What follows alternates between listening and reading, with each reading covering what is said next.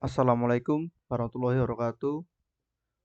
Perkenalkan, nama saya Dian Pratama Ardinandra, NRP 105191000065 dari Departemen Teknik Instrumentasi TS. Saya dari kelas SKDL 5A akan mereview tentang resource linking. Source link adalah teknologi yang memungkinkan debugging kode sumber rakitan .NET dari NuGet oleh pengembang. Source linking dijalankan saat membuat paket NuGet dan menyematkan metadata kontrol sumber di dalam rakitan dan paket pengembang yang mengunduh paket dan mengaktifkan tautan sumber di Visual Studio dapat masuk ke kode sumbernya.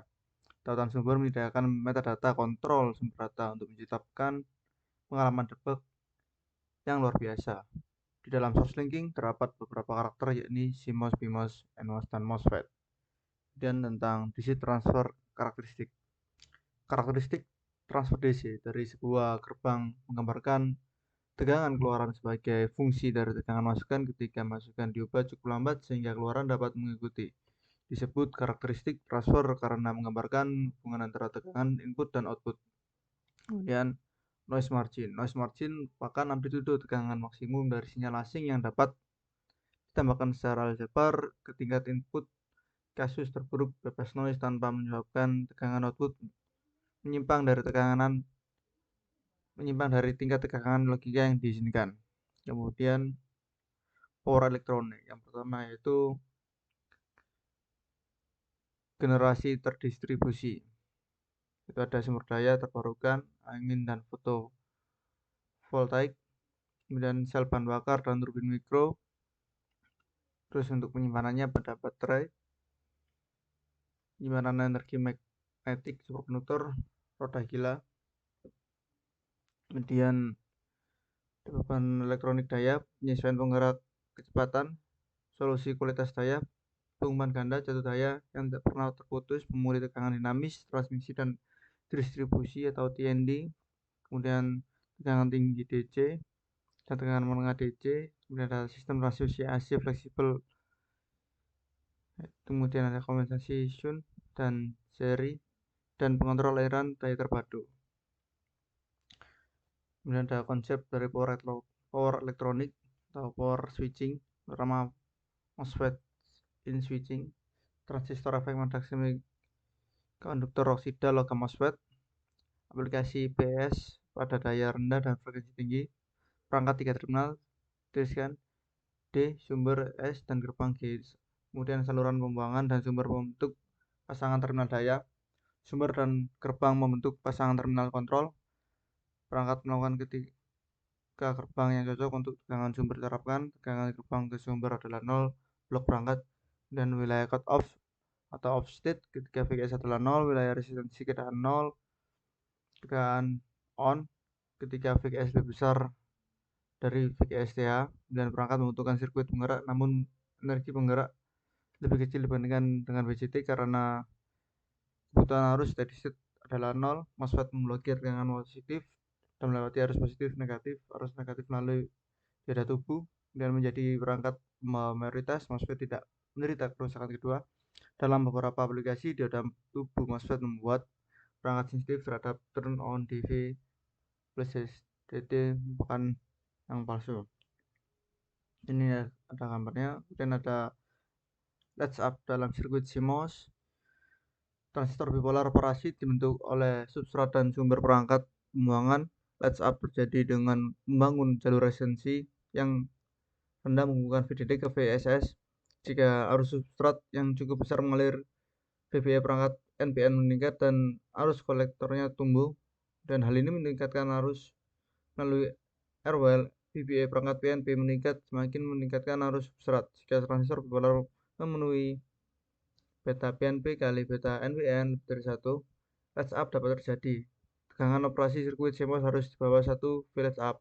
Solusi masalah latch up: kurangi air substrate dengan meningkatkan doping P substrate dengan kontrol proses, reducing air well, dan resistansi kontrak well dengan kontrol proses dan teknik layout. Pemisahan perangkat P dan N cincin penjaga banyak kontak well pada desain. Dan perangkat semikonduktor daya. Perangkat semikonduktor daya merupakan jantung dari sistem elektronika daya. Banyak perangkat semikonduktor daya seperti triode, gate turn off atau GTO, transistor bipolar, BBT atau BCT, dan lainnya. Kemudian perangkat switching daya ini bersama dengan sirkuit mikroelektronika baru ini mengantarkan era baru dalam elektronika daya dan sistem kontrol gerak. Ini ada device power semikonduktor, antara lain yaitu yang pertama transistor adalah alat semikonduktor yang dipakai sebagai penguat, sebagai sirkuit pemutus dan penyambung arah arus atau switching, stabilisasi tegangan dan modulasi sinyal. Pertama, logika pas transistor. Dalam beberapa semikonduktor dapat digunakan logika pas transistor atau pas transistor logic atau PTL adalah satu jenis logika rangkaian elektronik yang digunakan dalam suatu desain sirkuit terpadu. Penggunaan dari rangkaian ini dapat mengurangi jumlah transistor yang dipakai untuk mengoperasikan berbagai gerbang logika serta dapat menghilangkan bagian transistor yang tidak diperlukan. Kemudian ada IGBT transistor. IGBT adalah singkatan dari transistor bipolar gerbang terisolasi. IGBT adalah transistor bipolar dengan terminal gerbang terisolasi. IGBT menggabungkan dalam satu perangkat input control dan fitur MOS dan transistor bipolar yang bertindak sebagai saklar keluaran. IGBT cocok untuk aplikasi tegangan tinggi dan arus tinggi.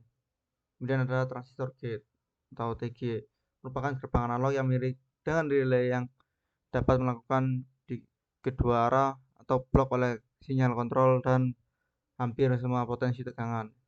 Ini adalah saklar berbasis CMOS, di mana PMOS melewati 1 tetapi 0 yang kuat dan NMOS melewati 0 yang kuat tapi kurang dari 1.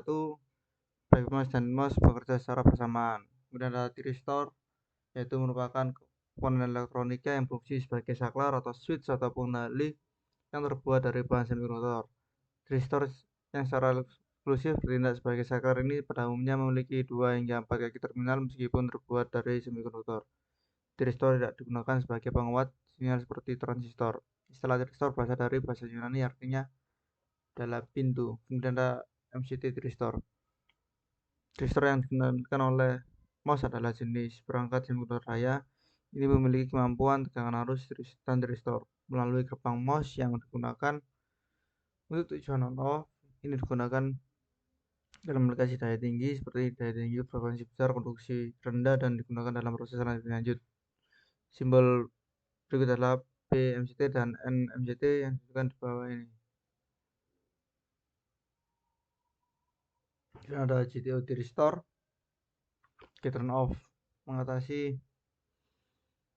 masalah utama thyristor yang dengan memastikan mekanisme turn off melalui terminal gerbang GTO adalah perangkat switching semikonduktor 3 terminal bipolar pembawa minoritas yang digunakan saat ini. Mirip dengan thyristor konvensional, terminalnya adalah anoda, katoda, dan gerbang seperti yang ditunjukkan pada gerbang di atas ini.